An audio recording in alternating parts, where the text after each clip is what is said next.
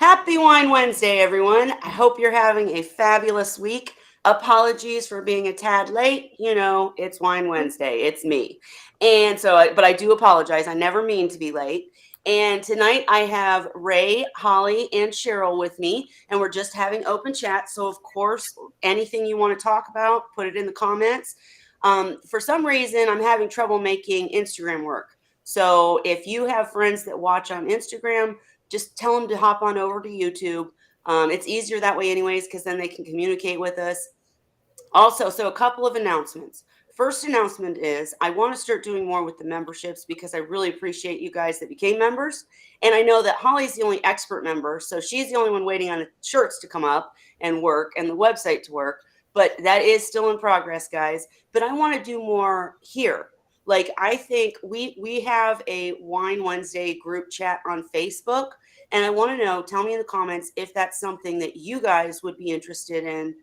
Like, are you on Facebook? Is really what I'm asking, because we do most of our stuff for Wine Wednesday on YouTube, but I did say I would add you guys to the Wine Wednesday group chat on Facebook so you could ask us stuff individually, like Zen Ginger. When you get ready to set up, if you have a last minute question and it's not Wednesday, instead of having to go and make a post, I want you to be able to hit us instantly, right, in a message. So I'm just working out some ideas. Like we should have a members only chat, but I don't know where to do it. Like, should we do actual? I don't know about actual phone numbers, because then if we got a hacker or scammer or something, that'd be terrible. But let me know if you guys are on Facebook, if we should do it on Facebook. I just want to hash out some ideas. I'm not going to waste a lot of Wine Wednesday time, but I'm interested in making memberships count and making sure that they, mean something. It's not just you guys supporting the channel. Still need help with graphics to make new emojis too. Hi, Tyann. Speaking of Tyann, the next announcement is Cheryl and I both went to Tank Talk with Tyann last night. She had Isaiah from Hannah Instruments on. It was a great conversation. So if you weren't there live, go to Tank Talk with Tyann group. If someone wants to put a link in the description, or I will in a minute. It was a great stream. They have a new product. I'm not going to give anything away because you have to go watch Tyann's stream. But the thing is, Cheryl and I were there, and we got to ask a couple of questions about dissolved organics. And Hannah has, Ray, you'll be interested in this one. Hannah has a dissolved oxygen test kit, which I know that's not the same. I know it's not the same, but I was just going to say what I did after the stream, because Take Talk with Tyann stream with Isaiah was fascinating, but they were focused in on the new products and more, brief take questions. But they still covered a great deal of good information about test kits and the new stuff coming up. But what I did is after the stream, I emailed and messaged Isaiah and asked him if he'd be interested in coming here to talk in more detail about dissolved organics, if there's a possibility of a test kit happening. Maybe have Ray, maybe have you go over your ideas with him and, I already talked to them. Well, I'm still going to have him on is the point, Ray. Don't ruin it. We're going to have him in here so and maybe at least then we can figure out why not or whatever, So just to let you know, he did say he had to check on a few things. I asked him if he would come next week. Just watch for a post because he is not confirmed yet, busy schedule and all. But definitely go watch the stream, Tank Talk with Tyann, in that Tank Talk with Tyann group.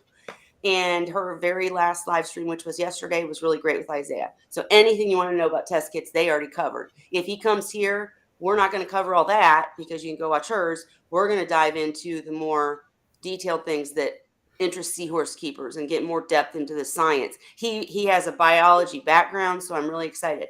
Also, hey, RG Reef. Hi, Shyla. And if last announcement, so to speak, if Andrea is here or watches this later, I did reach out to the guest that you wanted to see come on.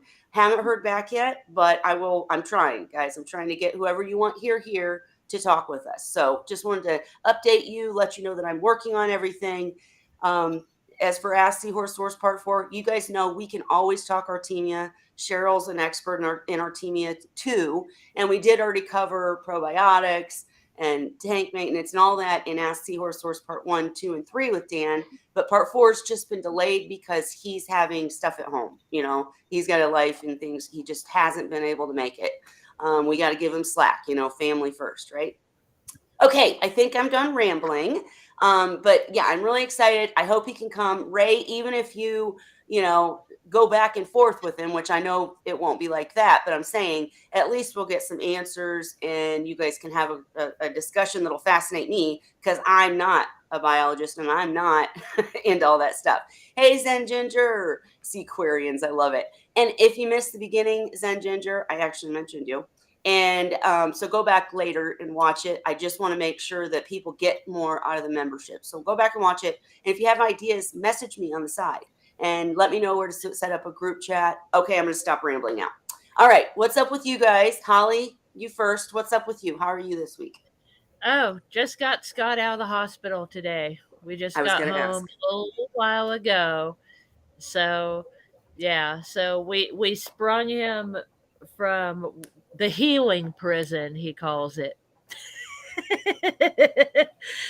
So he's back home. Everything I'm behind in everything with the seahorses. They've been only getting 2 meals a day the last week and missed tank cleaning day today, so that's put off for tomorrow. So I don't really have much news on them because I haven't been home, frankly, the last week. So that's what's going on in my life, but we're all back on track now. So that's a good thing. Gotcha. Well, I'm glad. I'm so glad. I didn't mean to interrupt you, but I was going to say, you guys probably can't notice because my lighting's not good. But I took my one daughter. Sorry, I know I'm jumping in. I'm sorry, Holly. I will go back to you. But my one daughter is spending her spring break with her aunt. So the other daughter was kind of like boo-hooing. So we went to get her nails done. Let me just tell you, number one, this my nails when I'm getting ready to show you are after me telling the lady 3 times, no, go shorter. No, go shorter. I have to clean seahorse tanks. I tried to clean that tank today. Let me know in the comments. Have you ever tried to clean a tank with nails like this? Oh, And they're cute. geez. They're really cute, but I mean, I can't do anything. And I that's can't do short. anything. I'm And like, that's short. She shortened it for. Oh, I that's can't short. function with long nails. No, I can't. Wait, let me see if this I'm makes glad I it don't have this to worry about it. Right? right. I know, right? But I I mean, never they do are really long cute. It's nails now. They're really cool looking though. it's But yeah, called glitter ombre. I can't function. They look gorgeous, but yeah, I have never been able Yeah. to function with long nails myself. My fingers scramble on the table trying to pick stuff up. Okay, and real quick, Jess, welcome. Anytime somebody new jumps in, or even if you're not new, when you jump in, definitely let us know who you are and what's going on with you, so we can include you in the conversation. But welcome, Jess. So glad to have you. I think it's And Shannon. Hmm. yeah, Shannon. I'm sorry. I'm trying to talk and read at the same time. Doesn't always work out.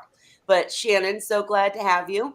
And any questions or thoughts, sometimes on Wine Wednesday open chat, we end up talking about the weather. If you have a focused question that you want to hear about, please ask it. We want to talk about it. We love talking seahorses, but you hear me rambling, we get sidetracked. Holly, I didn't mean to interrupt you. What else is going on with you besides you didn't clean the tank, naughty girl? Yeah, that's tomorrow. But yeah, as far as seahorse related, like I said, nothing because I haven't been here. I did get some cute pictures of Sadie in the shark mouth and some videos that I posted. That was really cute. And then I was discussing. I had questions about my RODI maker and DI resin and stuff that Cheryl was helping me with before we came on here. 'Cause Why don't you share it real quick? well, if you go to our chat, the Wine Wednesday on Messenger, I posted some pictures. If you go Okay. back to the first one, you'll see what I was wondering about while you're looking for it is I have two DI resin canisters, and the way I do it is I switch them out. Like when one turns brown, I empty it and I put the other one first in line and refill that second one. I've been getting a reading of 0 on my TDS, but if you look, and it's actually, I think the picture before that is a better picture because that's showing Nope, both wrong of way. them. Yeah, you have to go back to this one. Okay, see, it Okay. doesn't look right to me, like it's only half full of water. And even though I'm getting a 0 TDS reading and it's not fully changed color, I'm wondering, is that reading reliable? Is there something wrong with it? Or so Cheryl was kind of helping me through it, like what might be going on. And Yeah, this is when it stopped. It's not running in this picture. It's when it stopped. yeah. I was gonna say it looks funny, but what did you guys figure Well, out? basically, she's running two DI canisters, and what I did when I was explaining to her, she's on public water, I'm on well water, but I still get a lot of sediment. So I actually added a cartridge in front of the DI resin that's a 1 micron filter specifically for solid material because I have a lot of crap in my water. I'm on a well. And that really made a huge difference. The other thing is, Holly, are you using a TDS, a portable TDS meter? Or are you No, using it's attached. Okay, it's attached to this, and I have a choice. I can flip it back and forth to my incoming water or outgoing water. So okay? my incoming water reads roughly 30 to 60 TDS. Okay. Outgoing is reading 0 and Nice. has been for quite a long time. One thing that goes on here is in the winter, our water runs a lot colder. Yeah. And I noticed that I don't know if you call it PSI, the water pressure that it reads, half Yeah. a little meter. Okay. So in the winter, it only reads about 50, and it takes longer to make a 5-gallon bucket of water, about 20 minutes longer. In the summer, it reads around 55 PSI and doesn't take quite as long to make a bucket of water. And And that PSI stuff confuses the crap out of me. I know you have to flush your system, and I there's a booster you can get to make the and PSA I'm higher. reading the directions, and it says if your PSI is less than 50, you might need a booster. So I'm kind of Yeah. right on that edge, and I do flush the membrane once a week. I make 75 gallons a week, roughly, of water. Yep. And I flush the membrane for 3 minutes once a week. I don't know if that's enough, if I need to flush it longer or more often.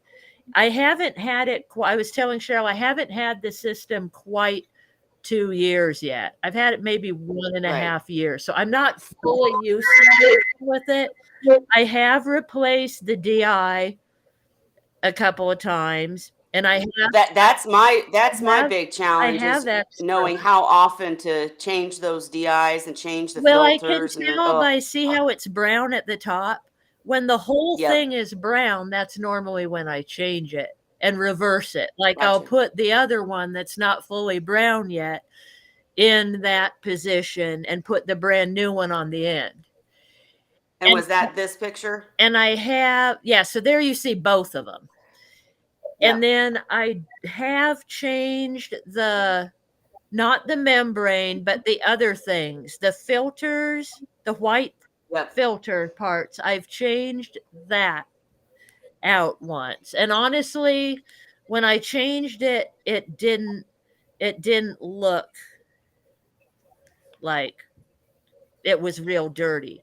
And what Kevin Okay. is saying was my question.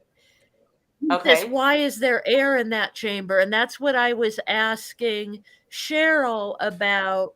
Is it doesn't look full to me, that one. Why is it not full? Is that normal, or is there something wrong? Why? Did you try cracking it, unscrewing slightly and cracking it, and then letting it run to fill up again? I It'll push the haven't air done out. anything with it because I don't know what to do. I'm asking you guys because I don't even know what's completely normal. Well, I've never So had what- one that low. So what But, do I do? I open it up and then what? I would just crack it enough so that the air can get out, and then turn the system on Uh-huh. and let that fill up. Okay. So And fill once up to it's the top. full, tighten it up again. Okay, so something's going wrong. It's not filling with water is issue. Now, I did have one thing happen the other day, like about a week ago. See the hose on the left, that blue line? That's my outgoing that runs to the bucket. And it accidentally fell out the other day, and I had water Oh, geez. and I don't know if that has anything to do with how that canister got like that. Are you, But are your so what I hoses? should do is open that canister up a little bit and run the Yeah. water and see if it fills back up with water. That's what Kevin Okay. said too. He said loosen the cartridge to bleed air. He also said to flush 3 to 5 minutes before every use. Now here's And how I make my water. So I'm wondering normal about air. that. So Okay. each day I make 5 gallons that I use throughout that day. And then on the weekends, I make 40 gallons to use for my water change. So what I usually flush it right before I make that big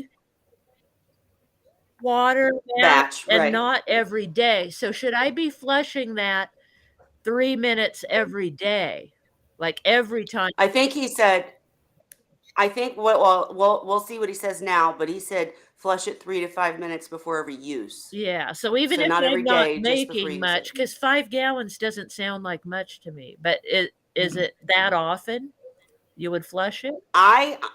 We'll see what he Yeah. says, but I'm gonna guess that it's 5 gallons, maybe not. You know what I mean? That's But what I'm 75 wondering. gallons, yeah. Well, And let's wait for Kevin. And Kevin also said usually happens after a cartridge okay. replacement Yeah. Yeah, when so your it air gets may in have there. been like that for a while. Now, while it's like that, is the TDS reading accurate though, or no?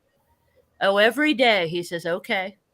Yep, every day. And Kevin, we'll wait for your answer. I'm not an expert on this stuff at all. I hate these machines, to be honest. They're such a pain in the butt for me because my TDS of my incoming water is so high that I have to change these things constantly. I usually end up buying distilled water because it's easier. It's not cheaper, but it's Yeah. easier. Anyways, So while yeah, it's so like that, my question is the TDS reading accurate, or is that not working right because that canister's not full of water?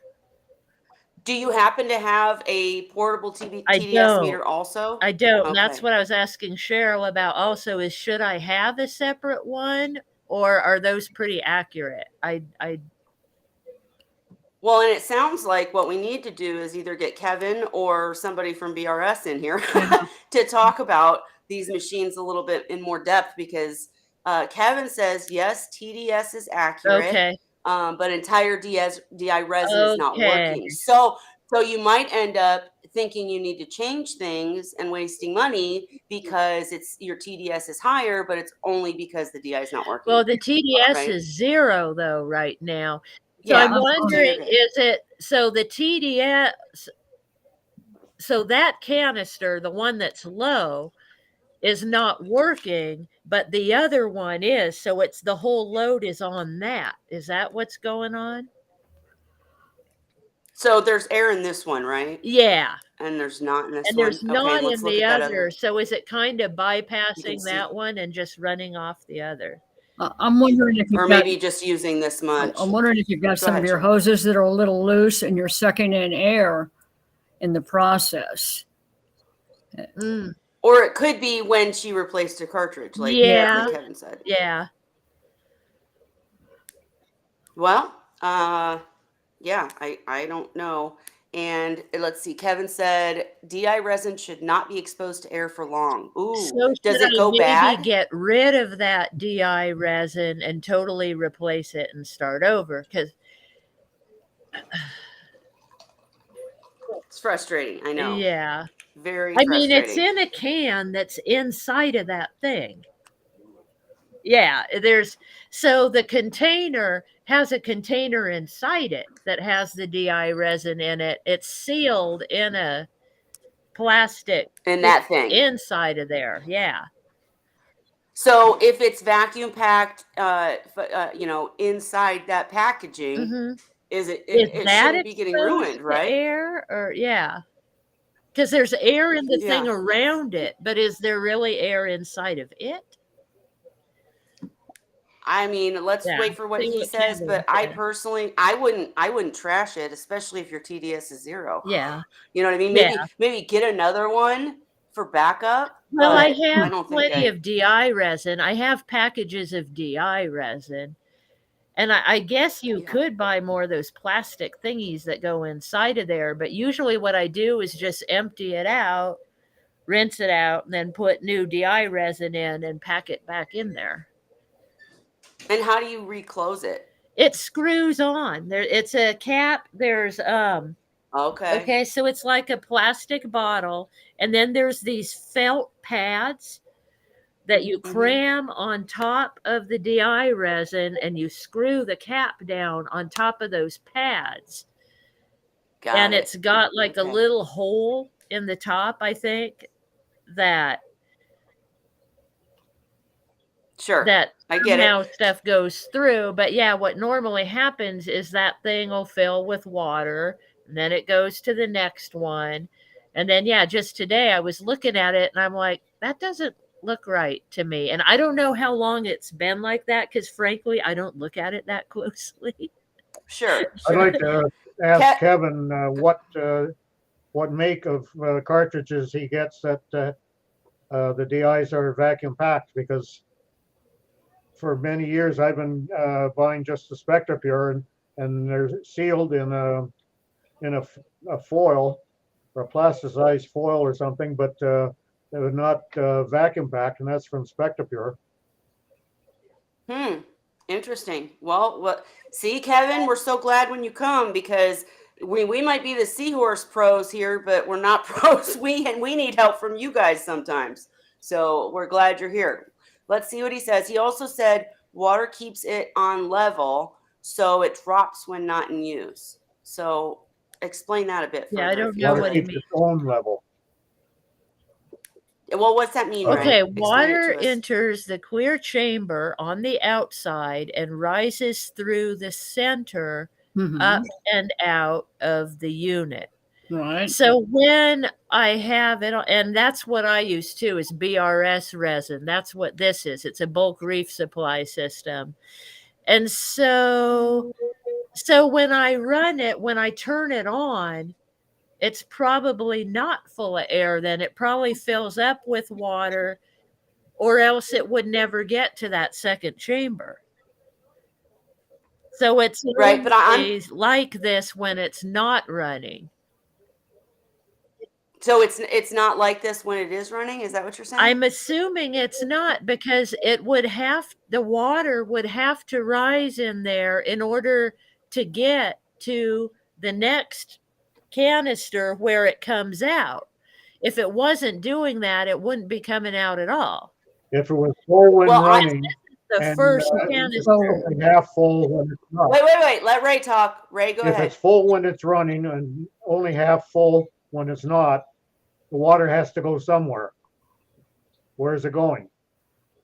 That's true. And I really am going back to I bet your cap's not screwed on tight enough or something. I bet like somehow air's getting into that one container. Maybe there's a crack. Or I don't know. I'll have I don't to know. I just turn and it's watch. odd. But if it was going anywhere else, I'd have a flood. Right. You know, right? That's why I'm saying I think it's like the pressure in the compartment. I don't know anything about this stuff, so I'm totally guessing.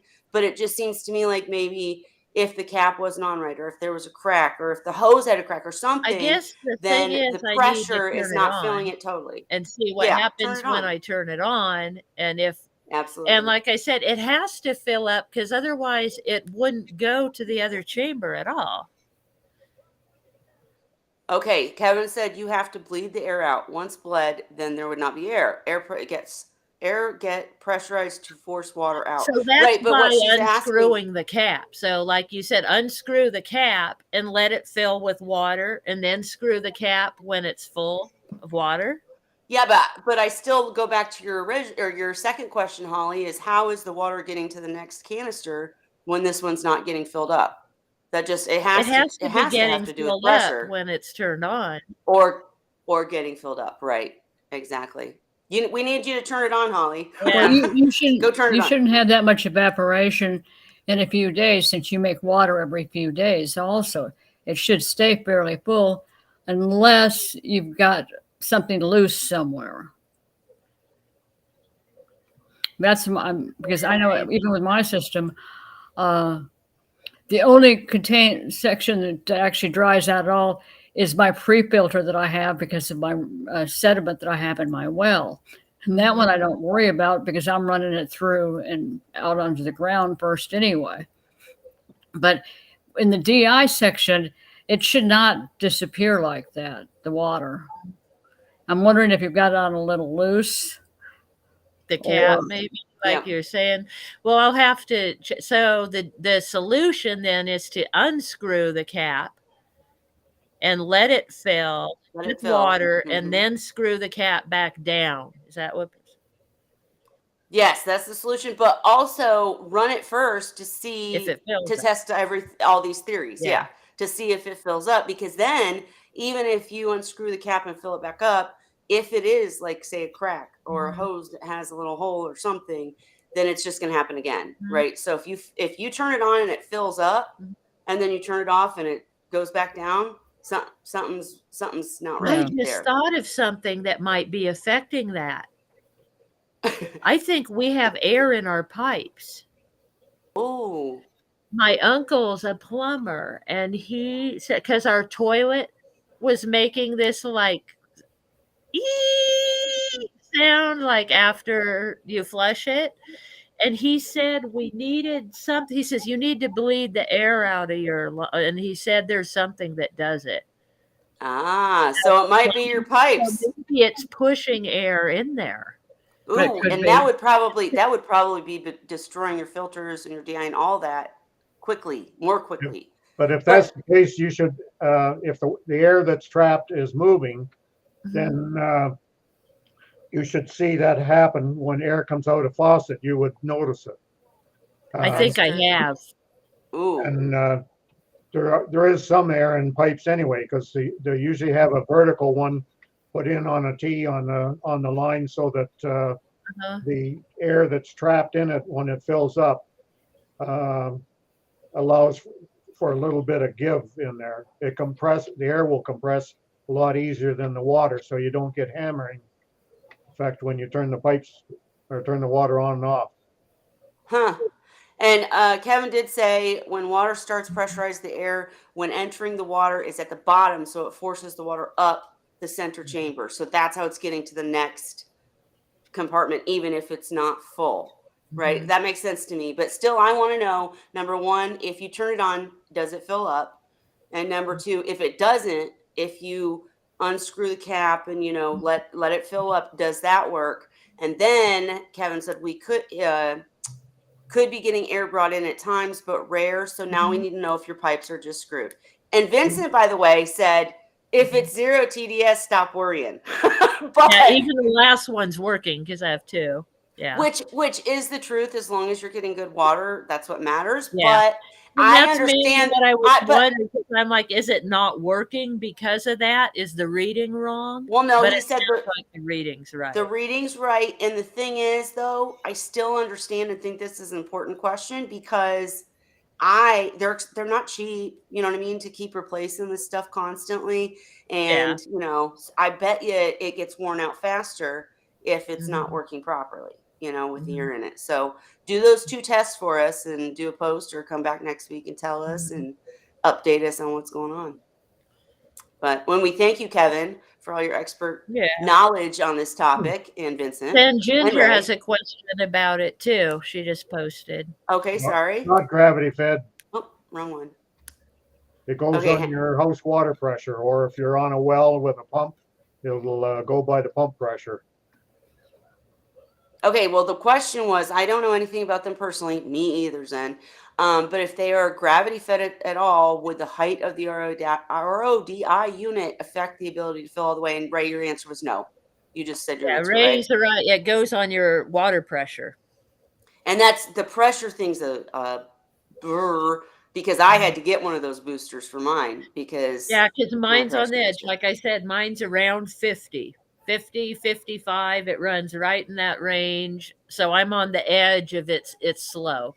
Well, that would be my number 3 thought is, okay, so number 1, run it to see if it fills up. Number 2, Mhm, unscrew the cap and fill it up. And then number 3, maybe try a booster. Maybe if there's air in the lines, maybe mhm, that wouldn't even be a problem if you had the booster and the pressure to mhm, force it through faster. You know what I mean? mhm. Just thinking out loud. I don't know. Um, oh, and Kevin said he has that occur every time he changes filter. So just bleed as each as needed. So And that's maybe this probably is when it happened. Because I bet that's when it happened. You also, with the sponges on those that you have at the top and the bottom, you have to Yeah, make yeah, sure they're in the right position, or it's going to mess it up also. mm. yeah. And those are tricky. Yeah, Yeah, I the don't I felt pads and the thing.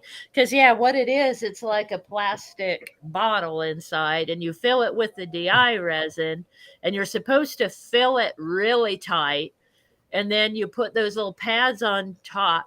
And one of my problems is, meanwhile, you're trying to put together, and the DI resin is getting all over it, so it's mm, blocking the cap going back on it, and you've got it overflowing, and then you push it down, then it gets going and it's not jam packed anymore. Then you've got space and you're like, I can't win for losing with this stuff. You learn when you're working with DI resin, you take it slow, you put in so much, you pack it down, you put in more, you pack it down, and you keep doing that until you get it tightly packed in there.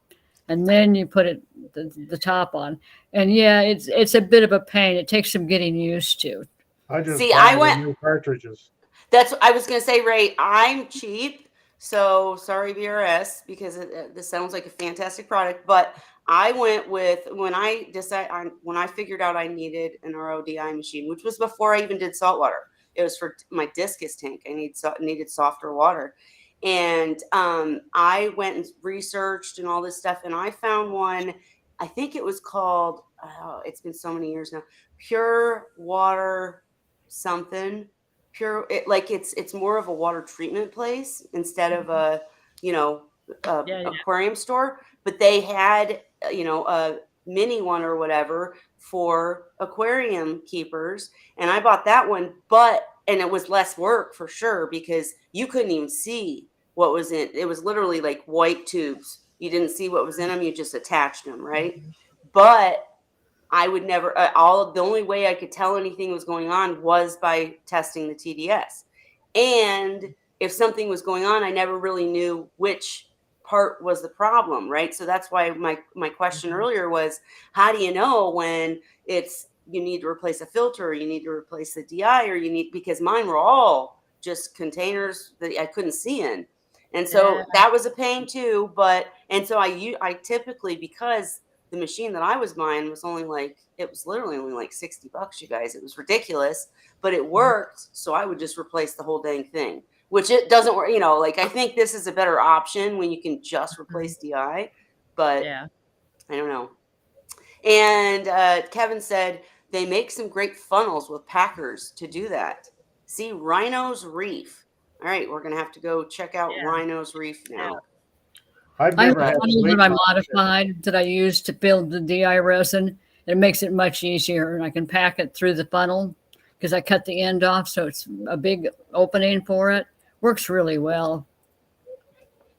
Oh my gosh. Okay, you guys, Pack.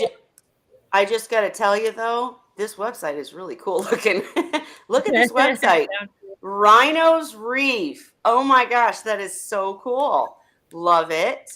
And let's see just real quick if I can. So what's it called, Kevin? Is it called filter packer? What would I search for to Maybe find what you're DI funnel packer or DI packer. DI funnel? Let's see. And that must be it, eh? DI Oh, funnel DI funnel. kit. Look at that. Okay, so the second one over is like what I build for myself. Okay.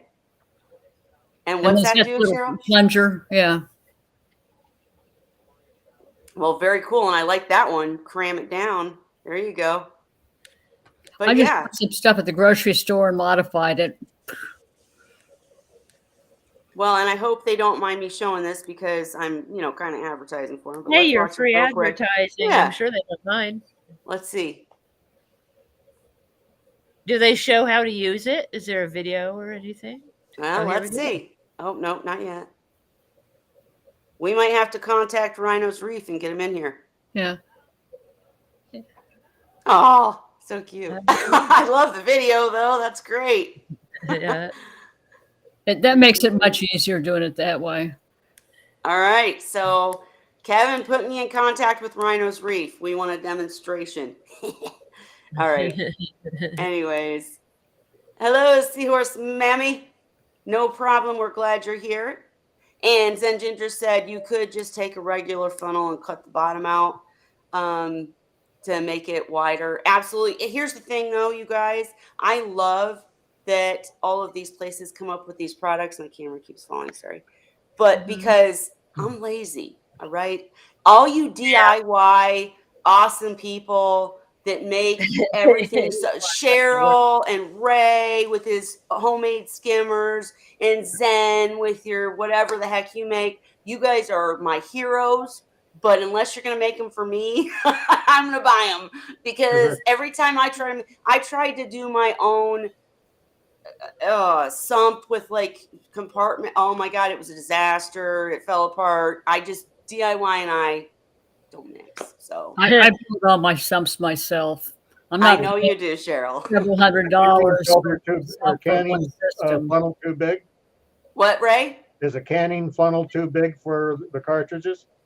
I don't even know what that is. A what funnel? A canning funnel. Yeah. I'll be honest, the funnel part, the hole's pretty big. I don't have trouble funneling it into the thing. Where I have trouble is packing it down because you want it really packed. And to get really packed, you have to put a lot in. So you're almost invariably putting too much in. And then it's like sand. It's getting all over your hands. It's getting all over the thing. So you're wasting it.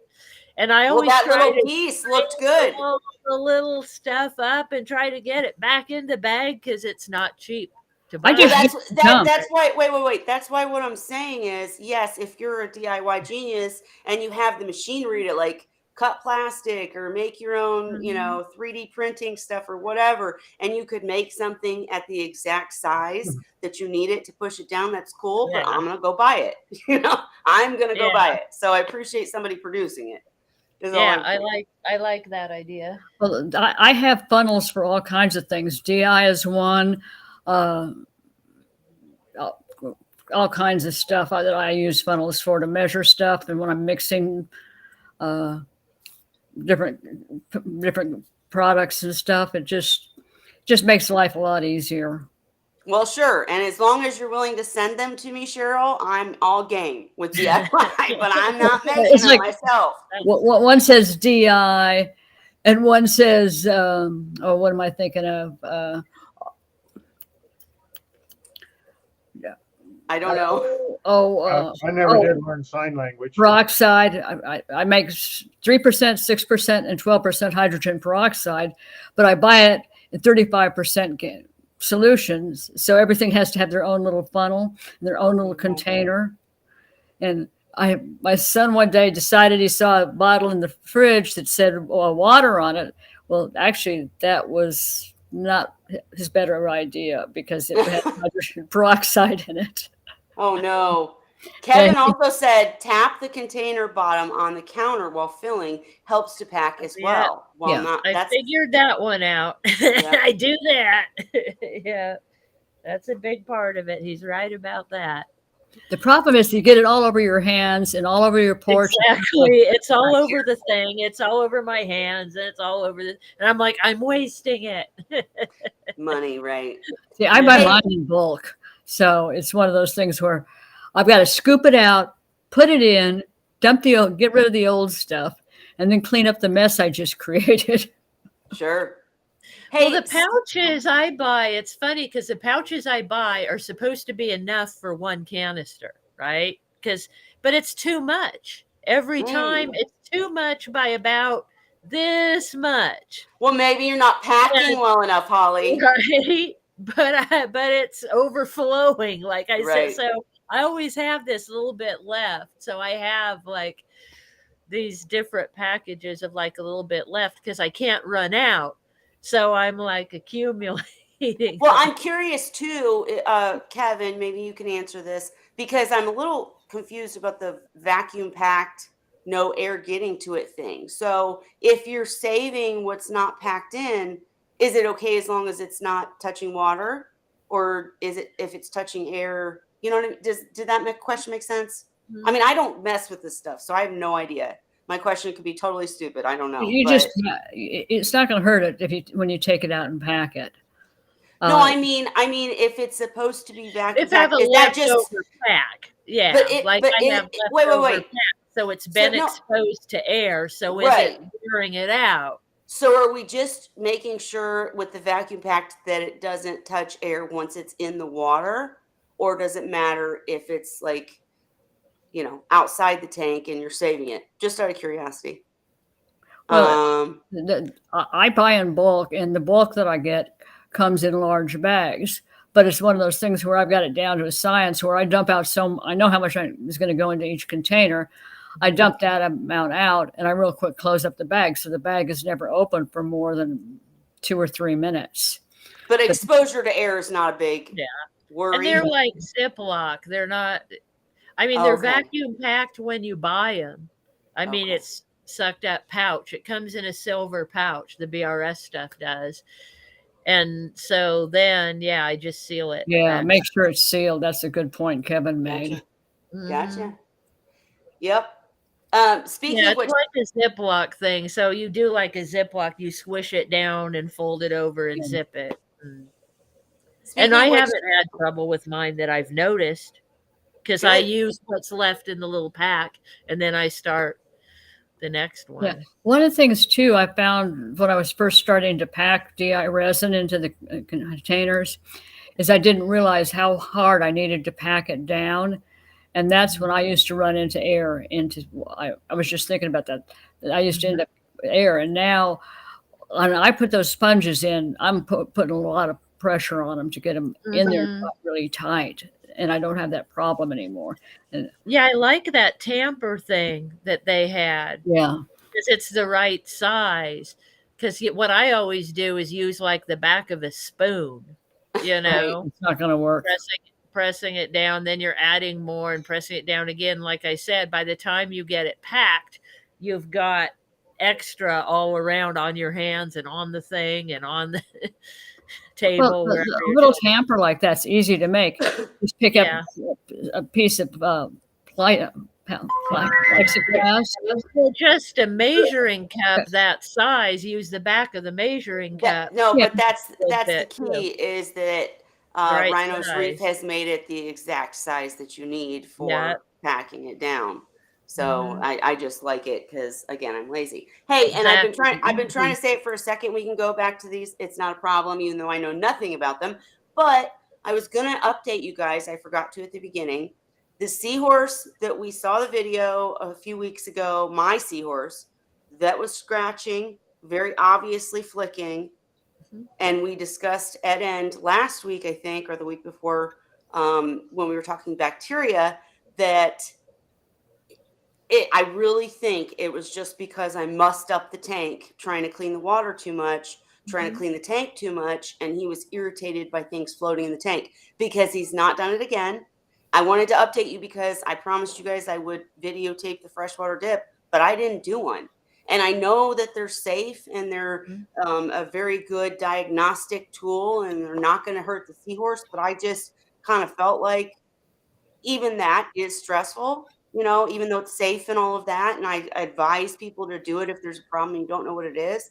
But he never flicked again, ever. They do still sleep attached to the Robert King jar chamber in the air, and I'm adding a power head to create more air. And what I also did that I'm trying to test to see if it helps make a difference And if you guys don't know what I'm talking about, watch the previous episodes, because basically my tank's always cloudy and I have too many seahorses in it.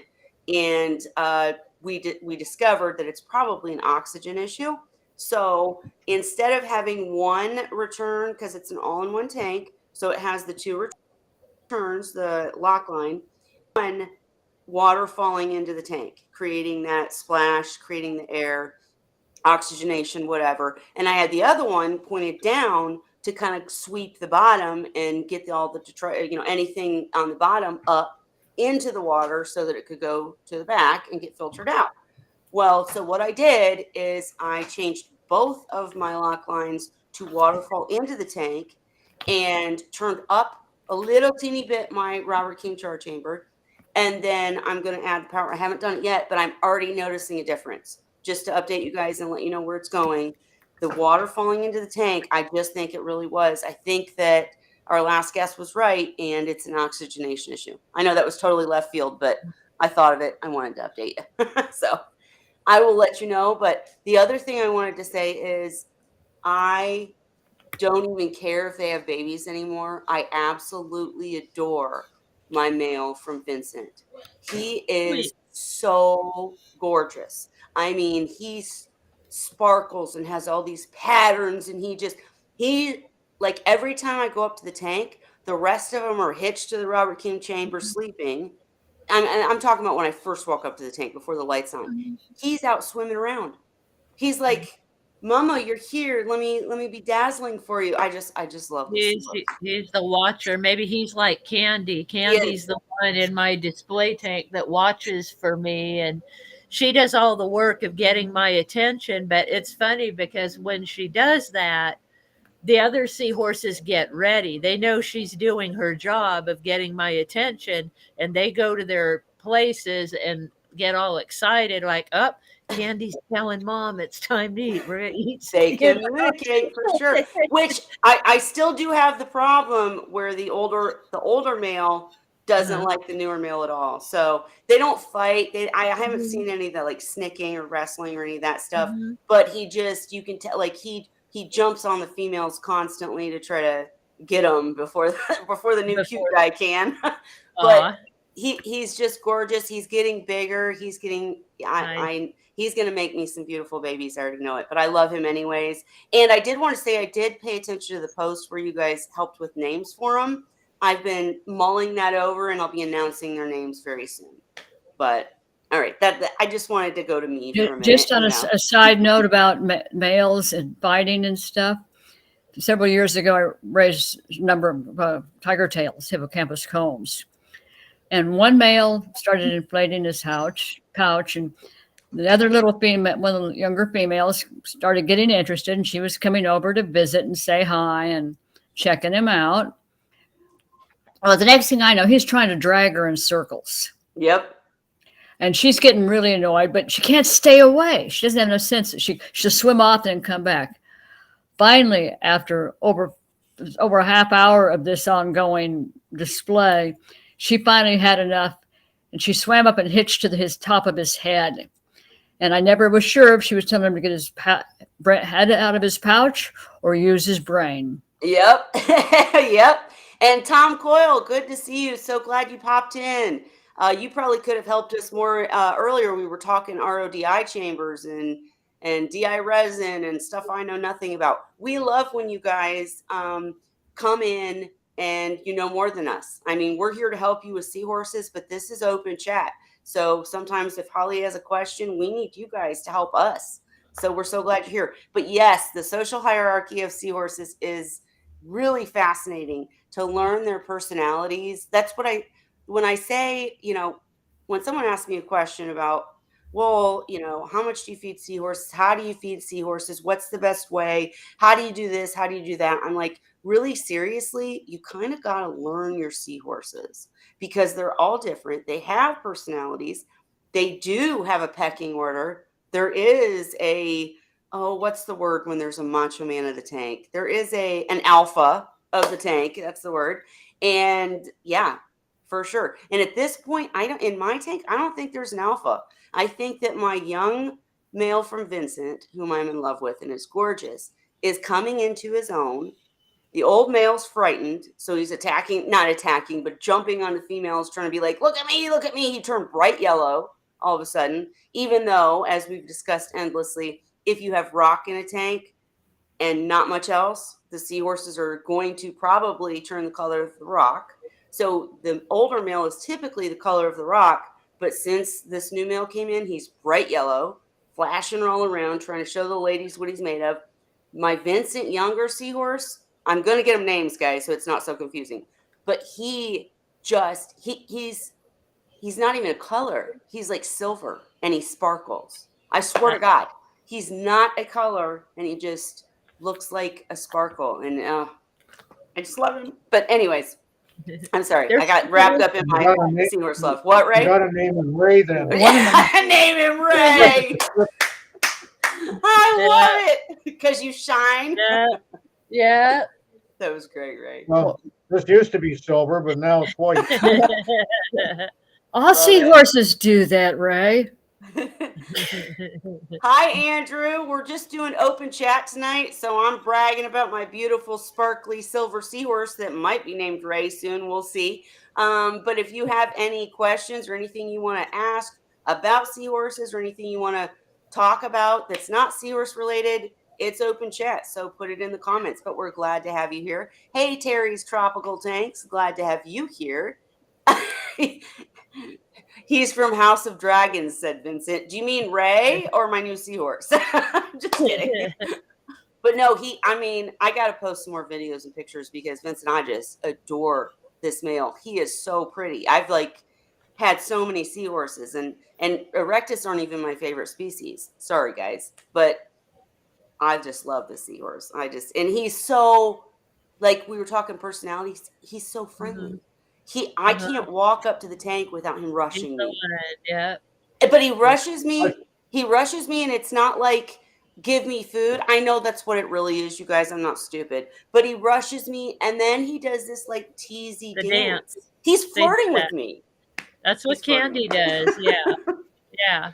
I find that when you take a picture of a seahorse, you want to show a certain thing off, and then when you look at the picture, just isn't the same. Yeah, that's true. That's true. Do you guys have that trouble? I got to grab something, so I'll be right back. But do you guys, Holly, Cheryl? I'll tell you, since I got this new iPhone, the pictures it takes are so good, and the videos, But I agree with Ray though, because it doesn't capture all of it. You know, like you're like looking at this and the light, and I really think even when I have an iPhone 14 Pro, I'm with you. They take amazing pictures. It's a lot better. It is, but I really feel like it depends on the lighting of your tank. We've talked endlessly about if you've got too much blue in the light, then the pictures are going to suck. So I started turning more white on, but then I get algae. So I'm like, shit. That's why I like my light that I can switch any way I want it and then switch it back. I can do any color. I can do any brightness. I can, so I can customize it for when I'm sitting there taking pictures and then go right back to the regular program.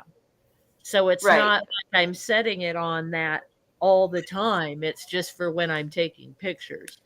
So yes, but if you're me, you forget to switch it back. So then you're screwed. Well, I do that sometimes because I'll tell you the automatic program for daytime is too bright. So what I do is after they're feeding and the lights have reached their full intensity, I put it on the cloudy day function and give it one click of brightness boost. And that keeps it relatively low light, but still gives them enough to be happy and for me to be able to see them, but not grow full on algae. Well, see, and I wonder anybody in the comments or any of you guys here, because the thing is, in every other seahorse tank that I've had, that's not true. In every other seahorse tank that I've had a good light on, I should say that, it had macro or gorgonians or something that needed the light. So I was buying the light for those things. In my reed-eye tank, there was no light. It just had the room light. That's it. That's all it needed. in my Barbary tank. I think I had one of those cheap, not cheap. Well, I shouldn't say that way, but the one bulb that you see over like a freshwater tank, usually, like just the hooded Mhm. light. Yeah, the But fluorescent. typically in my tanks that I just have seahorses and nothing else that needs light, I don't do light or I do something really simple. And Mhm. then in my other tanks, I had lights that were specialized towards macros or coral and Mhm. cared about the spectrum and all that. I do wonder if these tanks, and I will say in my macro tank, my first tank, I had a freshwater plant light. So it was strong and Mhm. that's why I had all those beautiful macros. But in this 40-gallon all in one, I got a light where I could change the settings and have, like you said, the cloudy Yeah. day, or I can adjust the red, I can adjust the green, I can adjust the UV, all that. Mhm. But it's cheap, first of all, because I knew I wasn't trying to support any life. I was just trying to Mhm. make a pretty tank.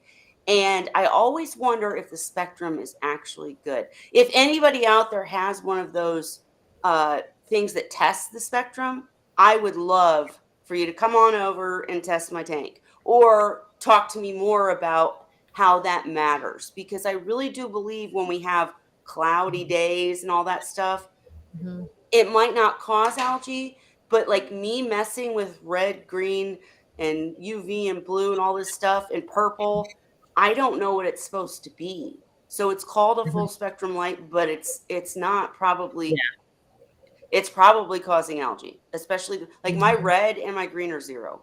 Because I Mhm. know red, the macros need it desperately, but That's why I use cloudy day on mine because it's only blue. And then if I push this one button, it adds a white.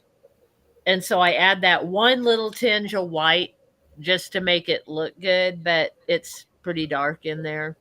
yeah. So I found that doesn't really cause much algae. It's like if I let it run its own day program, it's really bright in there. It's Well, too and I bright. also going even deeper, I wonder because I found this setting that I really like. It's mostly white light, right? Mhm. Because I'm not whoops, sorry. I'm not growing anything, so it doesn't matter. But and the seahorses seem fine with it, but I keep getting algae on the rocks and on the glass and etc. Yeah, And I know it's because I need to turn it down, but then I can't take good pictures, right? Or I can't see them the way I want to see them. I want to see them that way. And yeah. Zen Ginger said, I'm into planted takes on the freshwater side. So I'm all about the fancy lighting for better growth, but also appearance, but definitely a balance of algae or Mhm. a balance or algae is a beast. Right. So Complicated. I just need to be better to turn it off when I'm done because like I said, they swim around and act like everything's fine just from ambient light. I only turn on the light when I get up and I'm on a second, third shift schedule. So they're already up because Vincent trained them to be early morning. Thanks, Vincent. But Yeah. but I just and Shyla, I saw your post recently. Don't you have a new tank going up? I think I saw you with a new tank. Let us know about it. Yes, you have a new tank. There you go. And light, which is causing my seahorses to have diatoms growing on them. And let's Mhm. talk about that real quick, you guys. Kind of jumping around, but what do you do when diatoms are growing on a seahorse? I know my answer. Go running through the door crying and to get in my car. No, no. Cheryl, you're grounded. Holly, what's your answer? I don't have that, but I have had algae on my seahorses, and thanks to Cheryl, I got them a little makeup brush, and that's been a couple years since I did that, but I did use them once on the teenies. I got a soft like eyeshadow brush and just took them out Yeah, just clean them off a little bit. barely under the water, hold them in my hand, and just gently brush the algae off with the makeup brush. And it worked. Ray? I've never had it happen, but I would probably just use a Q-tip. I And it was gonna. worked. Okay, so here's my answer. Nothing's wrong with any of their answers, but if you're going to clean your seahorse, please don't use anything like a toothbrush. Don't use Gentle. anything hard because when I first started with seahorses, my seahorses grew algae on them. I didn't use a toothbrush. I can't remember. I think I used some like hardware store brush. Not, And you scratched them up. yeah, and you can hurt your seahorses trying to get algae off of them. Think about it. It's growing on their skin. So if you brush softly off you're still going to have spores there, but if you change your lighting, it'll stop growing. But if you try to scrub it off, you're going to take skin. And I had a lot of problems with that. So Shyla, my answer to you would be let them grow it. It'll look like Siri, right? Or they'll look brown for a little bit. So what? It will go away. As you know, the tank diatoms will go away. It'll go away on the seahorses too. Don't scrub them, is my opinion. All right, what else, guys? I never passed Holly. Ray, is there anything new with you? No, nothing. Not much to get new when you're down to one. Yeah, but still, we appreciate all your thoughts, comments, and knowledge. And just you in general. Anything new with you that you want to share? Oh yeah, but I'm not going to get into that. Okay. That's what I always say. If you don't want to share live, don't share live. Well, we're just glad to have you. Cheryl, anything new with you? Not really. I was just going to say, when you're doing pictures, I usually don't use the phone because I've got a couple of cameras and some very expensive lenses that I use. But one of the things you can do is if you get with a computer program where you can tweak the picture for clarify it, straighten it out, change, modify colors. There's really a lot that you can do, and it usually does. Those programs usually don't cost a whole lot, so that's something another option too. Because seahorses, it can be very hard with the lighting that we have to get a decent picture that actually shows their real color with a camera or a cell phone. But agreed. Yeah. Go ahead, finish. Sorry. Go ahead. I was just gonna say they're once you get used to working with them, they're very easy to work with, and you can change sizes, you can change exposures. There's just a lot you can do with them. The only thing I would add to that is if you're going to post a picture about a problem with the seahorse, that's different. Please turn off the blue lights because we won't be able to see the problem.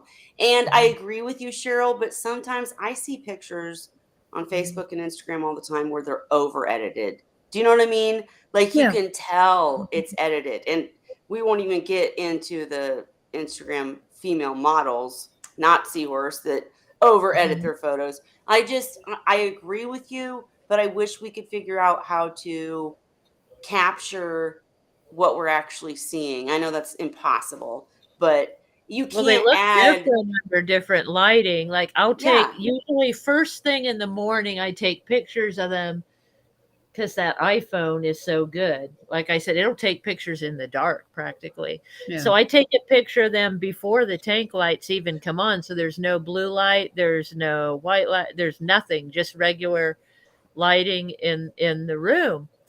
And I can get, a picture that way that's actually decent sometimes, depending on how much lighting I have in the room, for it to not be blurry. And then I'll take pictures again as they're going through the sunrise and all that. And they look different, throughout all of it. And it's all well, cool. when you take pictures, you want the light behind you towards the subject, right?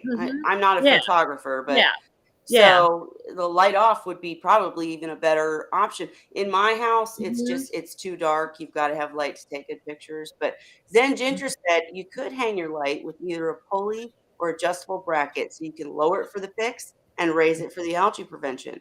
I have to keep my lights at 25 to 30%, or it's too much. Right? I hear you.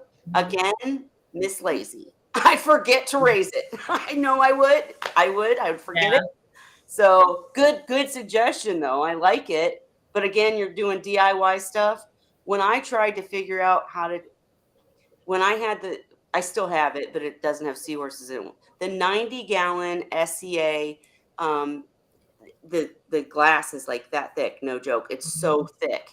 And there's no way to like put a light on it, which is what I was used to. And to have to hang a light was way too much for me. I can talk to you about seahorses all day. They're sitting on it. They're on the bracket. It's the strip that fits on the bracket that runs across the tank.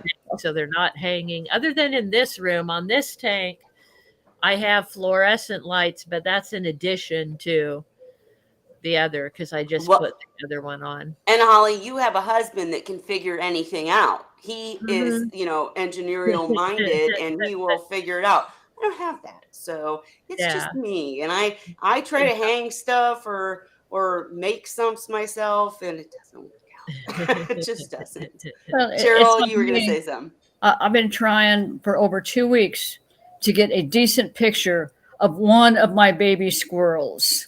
Now, Aw, they're in a tree less than 10 feet from my porch. I see them every day, but they blend in so well with the tree. yep. Everything turns out dark when I try to get a picture of them. Mhm. I still Aw. you cannot see the squirrels in the picture. Uh-huh. Do you have an iPhone? No. Okay, I was going to say with the iPhone, I don't know anything about Android, but with the iPhone, I learned this recently. You can actually use your finger before you take the picture to touch the screen and focus in on what you want to focus in on, and you can scroll your finger up to turn up the brightness. Yeah, I can do that with my phone too, but the problem is they blend in so beautifully with the trees. Yeah. Which You they're Yeah. the camera cannot see the they're squirrel. designed to do. It's the They're Zen same. definitely Ginger said sometimes just intensity, it's the problem, even when your spectrum is okay. But Mhm. I really do think the cheaper lights don't care as much about the spectrum, and but I agree with you, intensity is the key. I do agree. She also said, to be fair, you also have a hubby who enjoys power tools. Oh, you lucky wenches. I'm so jealous. I mean, my man goes to work, he provides, I'm happy, but I wish he used power tools. I do. Anyway, sorry. Cheryl, were you saying something else? I'm sorry, I jumped in.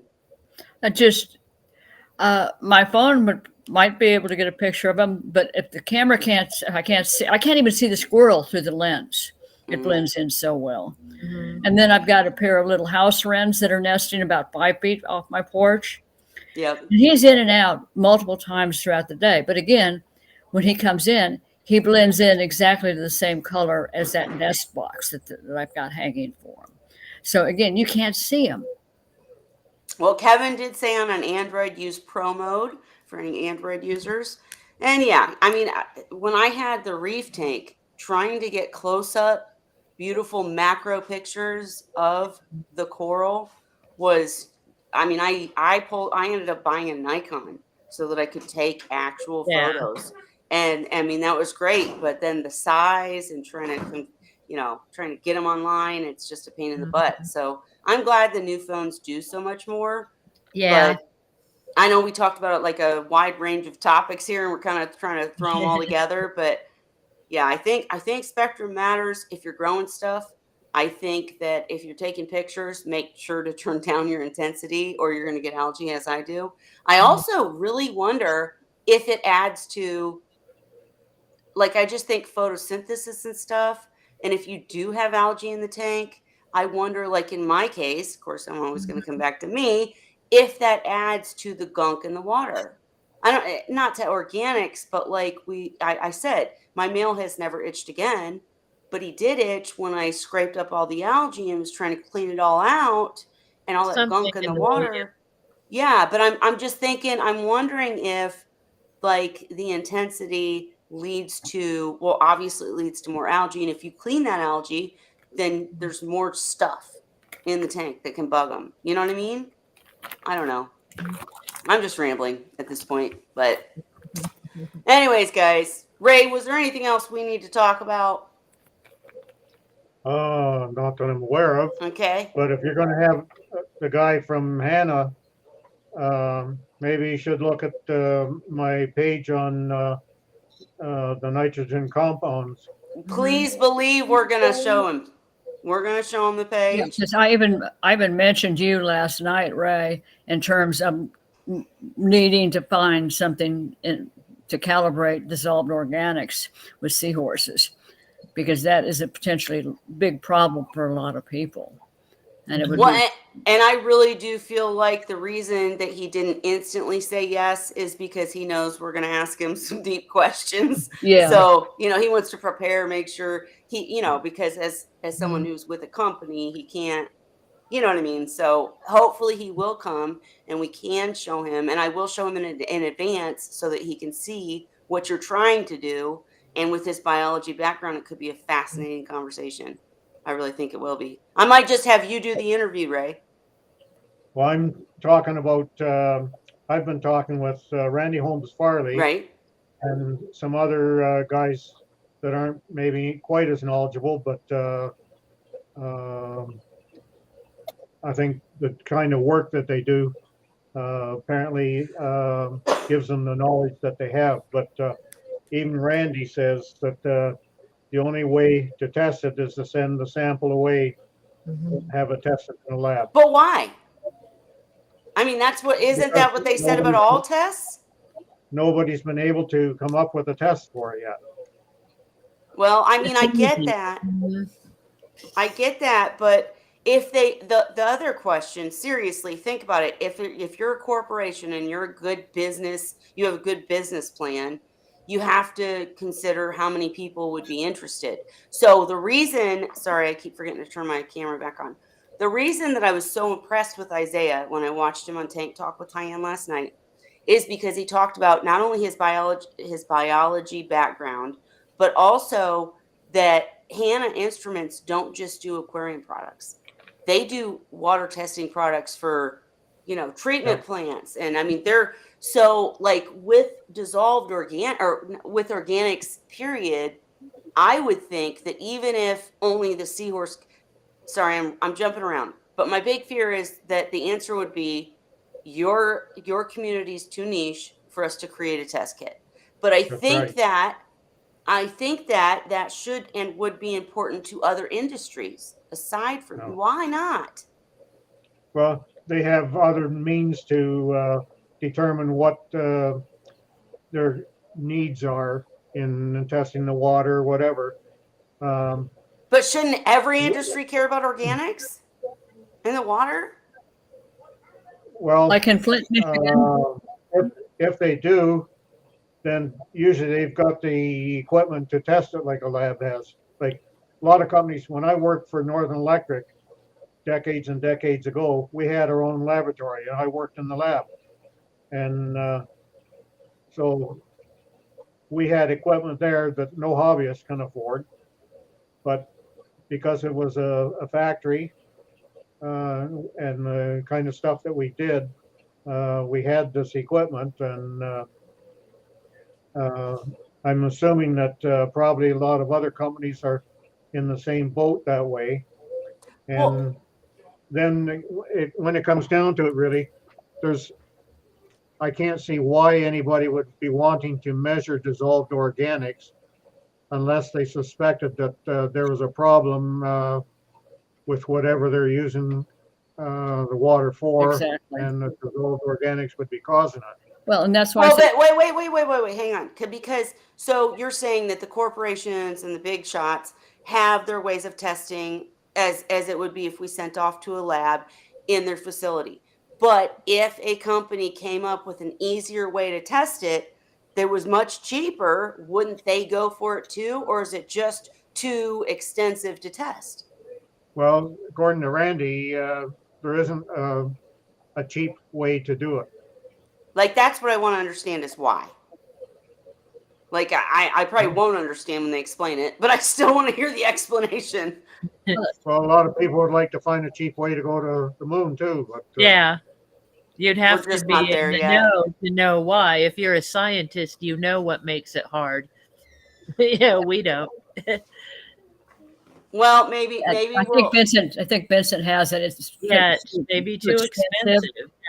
If it was Now- used extensively in testing municipal water, then it would become affordable for the hobbyist, For just us. like the K1 media became affordable once it was being used in basically in water. Water treatment. we Water don't have treatment. any need to test for organics. Yeah. Well, I still think it could be an interesting conversation, and we could get down to like maybe it's too expensive or whatnot. Maybe look at ways that we like. I don't know. But I mean, I want to learn more from Isaiah. Period, about the dissolved oxygen test kit because of my tank. So hopefully he will come and hopefully we'll have a good conversation. But I do, man, do you understand that we could avoid so many problems in seahorse tanks if we could test organics? I mean, it would just, it would be a life changer, a tank changer, whatever. I just wish we could do Like it. Randy said, so he doesn't know why dissolved organics would cause the problems that we have with the seahorses. He doesn't have seahorses and hasn't ever had them, but just when I was talking with him and explaining what happens, um, he doesn't think it's a given that the DO is actually causing it. So now what I'm telling people is that it's DO or something that is also controlled by controlling DO. Like what? Well, I don't know. Well, again, But that would be a fascinating conversation with Isaiah, because with his yeah, biology background, he might we have know some. that if we control the DO, that we have far less problems. So it's either DO or it's something else that's being rectified Like, by doing whatever we do for DO. for instance, us not really seeing or knowing, but ciliates. And if we control ciliates, we have less problems, but we can't, we have to do other things to control the ciliate population. Is that, I mean, is that a good, I know it's not an exact comparison, but is that kind of what you're saying? No, apparently not. Okay, I quit. All right. I'm not biological, guys. I don't know science. I know that there's things that you need to avoid in a seahorse tank, and testing helps. And knowing what to do to avoid huger populations of certain bacteria, of certain ciliates or whatever. Like he actually talked about Vibrio, and that's the guest that Andrea wants me to bring on is an expert in Vibrio. I mean, I just think even if we don't solve the problem, they'd be good conversations, help more people understand. I guess I should leave it there. I don't know. Well, it's a lot of things too. A lot of the stuff that we've learned about seahorses have started out being used by humans for different things. And humans don't have a big problem with drinking dissolved organics like seahorses do. Sure. Most fish don't have this problem, but it's because of the rudimentary digestive tract that they're basically trash a tank. And it's not a high priority. It's just like when K1 media came in, it was dirt cheap, and it still is. But the reason it was so inexpensive was because it was used internationally to treat sewage, human sewage. Well, but your point kind of leads me to my point. Is you're right. What was back then is so different now, and it's because of what happened in between those times. Same thing with keeping seahorses. Period. We're told we couldn't keep them, and we couldn't because people had to do things in between to make it possible. Captive breeding, all everything. And so I think there is a future and a way to test organics. I really do. Well, that's why I was kidding, although I wasn't really kidding. Look at what's going on in Flint, Michigan with their water supply. Well, obviously somebody was not paying attention to what their water supply was doing, or not using the correct tests. And things will change. They always do. Well, Ray, you've been at this for years too. You've seen a lot of changes over time. Yeah. Well, and you guys know me, I'm all about the conversation. Even if we don't figure it out and have the final answer, it's progressive, right? We got to keep asking the questions and moving forward to get anywhere. So that's it. But if you guys have nothing else, I'm going to end it after only an hour and a half tonight. I'm trying to shorten Wine Wednesday so people don't feel they have to be here for 2 hours, and some of our guests can't be here for that long. So trying to shorten it, but we're here every week, guys. Any questions you have, come back and ask. And I'm trying to wait for Holly to come back. You there, Holly? She must have left. I'll join her in the after party. But for tonight, guys, Ray, Cheryl, Holly, I appreciate you coming. Vincent, I don't know why you're not here, but I'm glad you're here. And thank you to everybody who came. Please make sure to share when we have special guests, or even if you know somebody interested in seahorses. Tell them, share the post. I know, but tell them, share the post. Make sure we grow the channel.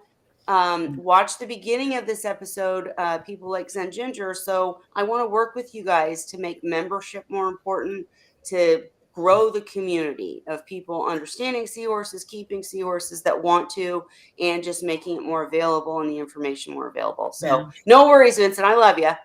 And Seahorse Mammy said, "Don't shorten it." Well, I do have to tonight because Yeah. not only do I work, but both my girls work tomorrow too. So I got to get some rest. But I appreciate all of you for coming. Please make sure to tell your friends to come. Anybody asking about seahorses, tell them to come. When someone new comes and they ask new questions, it might seem like a repeat to you, but it's sharing that, it's spreading that wealth, it's spreading that information. And that's, we're here to have fun with you guys, but we're also here to expand seahorse knowledge and help newcomers. So please share and help me figure out how to make the memberships better to make more people want to come. All right, Well, that's it for me. I'm sure Go ahead, Ray's Cheryl. been through this, and I know I have. I pretty much don't do anything the same way I did when I first started out in seahorses, bottom line. Sure. And a lot of that has changed as we have learned more. Of course. And Of course. that's where the critical component is improving what we're doing. That's why we got to get special guests in here that can have excellent conversations with us about stuff that I don't know. I don't know the biology. Yeah. And even about the RODI units. I mean, Yeah, we can like I get said, somebody you gotta. in here that, like Kevin was. Thank you again, Kevin, for answering all of our questions. Yeah. Here we are, the pros, and we're asking you. You're the pro tonight. And we need to get guests in here that we don't have to wait to see the question or answer in the comments. So anybody you want to see as a guest, just reach out to me. And I really do want to grow the community. So just help me figure out how. Anybody who's into websites, I need help. I'm trying to do it all on my own. So I'm getting pretty far though, guys. It's going to have not only like all of the at the instant touch, all of the files that you need about how to do a freshwater dip, formalin, all of that's going to be available, but also we'll have a login feature where our community can upload our pictures and like others can see them, but they can't hack it or mess it up. And you have to be a logged in member to actually post a picture or whatnot. And then we can have a gallery of our seahorses and all these images that are copyrighted and, yours. All right, I'm done rambling for tonight. We're going to say Happy Wine Wednesday, but I love you all. Thank you for coming. And again, any guest you want, any topic you want, just reach out. That's what we're here for. We come every week. And Ray, Cheryl, and Holly, I really thank you guys for coming every week because it'd be really boring if I was just sitting here talking to myself and not much information, right? So I love it. thank I've you. learned a lot here. Thank you. Yeah. Talk to myself Thank all you day for long. hosting. Ray, I do too, but let's not admit that live. All right. Anyways, for tonight, you guys, Happy Wine Wednesday. Thank you for coming, and we'll see you next week. Everybody say cheers. Cheers. Cheers. Cheers.